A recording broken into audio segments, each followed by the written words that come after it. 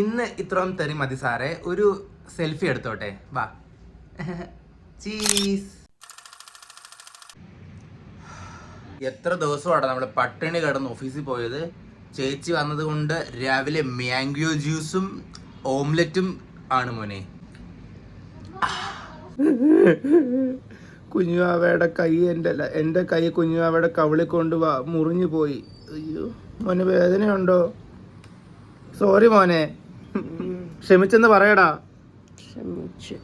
സത്യം പറഞ്ഞ ഈ പ്രായത്തിലെ കുട്ടികൾക്ക് ഹരി ഒരു മാതൃകാ പുരുഷോത്തമനാണ്. മറ്റുള്ള കിഡ്സ് ഈ സമയം രാവിലെ എഴുന്നേറ്റ് കഴിഞ്ഞാൽ ഫോണല്ലേ കാണുന്നത്, പക്ഷെ ഹരി നോക്കൂ എന്താ ചെയ്യുന്നതെന്ന്. മോളും അത് ടച്ച് ചെയ്യല്ലേ.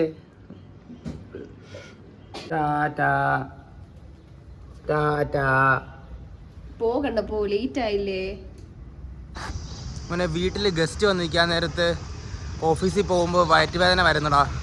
അതുകൊണ്ട് സ്കൂളിൽ പോകുമ്പോഴും വയറ്റുവേദന വരുമായിരുന്നു. തിങ്കളാഴ്ച ദിവസങ്ങളിൽ, പിന്നെ മഴ പെയ്യുന്ന ദിവസങ്ങളിൽ ഇതൊക്കെ വരാറുണ്ട് മോനെ. ആശുപത്രി കാണിക്കേണ്ട അത്ര സീരിയസ്നെസ് ഉണ്ടോ എന്ന് എനിക്ക് അറിഞ്ഞൂടാ മോനെ. സമയം കളയാതെ ലിഫ്റ്റ് അടിക്കട്ടെ മോനെ. അപ്പോൾ ശരി എന്നാ. മീറ്റിങ്ങിന് വന്നയാ മോനെ. എൻ്റെ പൊന്നുമോനെ, മീറ്റിങ്ങിൻ്റെ ഇടയ്ക്ക് 2 പ്രാവശ്യം ഇങ്ങനെ ഉറക്കം തൂങ്ങിയടാ. അവർ പിന്നെ സംസാരിക്കുന്നതിൻ്റെ തിരക്കിലാണോന്ന് അറിഞ്ഞുകൂടാ. എന്തായാലും ഞാൻ ഉറക്കം തൂങ്ങുന്ന കണ്ടില്ല.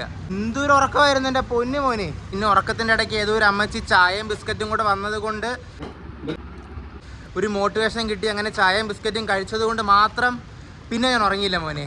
പക്ഷെ അപ്പോഴാണ് മീറ്റിങ്ങിൻ്റെ ഇടയ്ക്ക് എൻ്റെ മാനേജർ ഞെട്ടിക്കുന്ന സത്യം പറഞ്ഞത്. മീറ്റിങ്ങിന് ശേഷം ക്ലയൻറ്റിൻ്റെ കൂടെ ഇരുന്ന് സെൽഫി എടുത്ത് ഹെഡ് ഓഫീസിൽ അയച്ചു കൊടുക്കണമെന്ന്. ഇതെന്ത് കിണ്ടി സാർ? സെൽഫി വേടാ സാർ?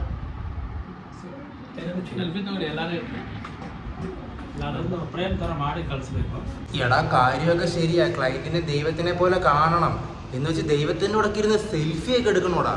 ഇതെന്ത് പാടാ ഇത്? വൻ കോമഡിയാ മോനെ. ക്ലയന്റിൻ്റെ കൂടെ മീറ്റിങ്ങിന് പോകാൻ നേരത്ത് രാവിലെ മുതൽ ഉച്ച വരെ അവരുടെ ഓഫീസിലിരുന്ന് അവരുടെ തെറി കേട്ടതിന് ശേഷം ഇറങ്ങി പോകാൻ നേരത്ത് സാറ് ഒറ്റ സെക്കൻഡ് എന്ന് പറഞ്ഞ് ഇന്ന് ഇത്രയും തരി മതി സാറേ, ഒരു സെൽഫി എടുത്തോട്ടെ, വാ. ചീസ് എന്ന് പറഞ്ഞ് അവരുടെ കൂടെ സെൽഫി എടുത്തിട്ട് ഇറക്കണമെന്ന്. ഇത് എന്ത് കിണ്ടിയാടാ ഇത്? കുഴപ്പമില്ലടാ, ഇതൊക്കെ ഒരു എക്സ്പീരിയൻസ് അല്ലേ. നാണം കെടുന്നതിൻ്റെ അങ്ങ് എക്സ്ട്രീം വെർഷനിലാണ് മോനെ നിൽക്കുന്നത്.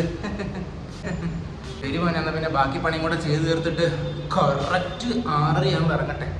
അപ്പം ശരി ബൈ. ലാ മോനെ, 6:30 ഇറങ്ങണമെന്ന് വിചാരിച്ചതാ. പക്ഷേ 6:36 ഇറങ്ങിയത്. വിച്ച് മീൻസ് ഞാൻ 6 മിനിറ്റ് എക്സ്ട്രാ പണിയെടുത്തു. അത് കുഴപ്പമില്ലടാ, നാളെ ഞാൻ 10 മിനിറ്റ് ലേറ്റ് ആയിട്ട് വരുന്നുള്ളൂ. അപ്പോൾ അത് ടാലി ആയിക്കോളും. എന്നാൽ പിന്നെ ശരി മോനെ, വീടെത്തട്ടെ. ചാ ഇങ്ങനെ ഞെരുങ്ങി പോകേണ്ട അവസ്ഥയാണല്ലോടാ മോനെ. പണ്ടെൻ്റെ ഏതോ ഒരു അഭ്യുതകാംക്ഷിയായ സുഹൃത്ത് പറഞ്ഞായിരുന്നു, അവനിങ്ങനെ ആൾക്കാരെ കാണാൻ പോകാൻ നേരത്ത് അവരുടെ സ്ഥലപ്പേരും അവരുടെ പേരും സമയവും എല്ലാം മെൻഷൻ ചെയ്ത് അവരുടെ മാനേജറിന് അയച്ചു കൊടുക്കണമെന്ന്. അപ്പം ഞാൻ അവനെ നോക്കി എന്ന് ചിരിച്ചായിരുന്നു. പക്ഷെ അന്ന് വിചാരിച്ചില്ലടാ ഇത് കറങ്ങിത്തിരിഞ്ഞ് എനിക്കും ഈ ഒരു അവസ്ഥ വരുമെന്ന്. Village thanks. ഓ, പക്ഷെ എനിക്ക് വിഷമമൊന്നുമില്ലടാ. ഞാൻ അടുത്ത പ്രാവശ്യം ക്ലയൻറ്റ് മീറ്റിങ്ങിന് പോകാൻ നേരത്ത് ഞാൻ പറയും, സാറേ ഹെഡ് ഓഫീസിൽ നിന്ന് പുതിയൊരു അസൈൻമെൻറ്റ് വന്നിട്ടുണ്ട്. ക്ലയൻറ്റ് മീറ്റിങ്ങിന് വരാൻ നേരത്ത് ക്ലയൻറ്റിനെ കൊണ്ട് ഞങ്ങളുടെ കൂടെ സെൽഫി എടുപ്പിച്ചതിന് ശേഷം ക്ലയൻറ്റിൻ്റെ ഫോണിൽ നിന്ന് ഞങ്ങൾക്ക് അയച്ചു തരണം. അത് ഞങ്ങൾ മീറ്റിങ്ങിന് വന്നതിൻ്റെ പ്രൂഫായിട്ട് ചോദിക്കുന്ന കാര്യമാണെന്ന് പറയും.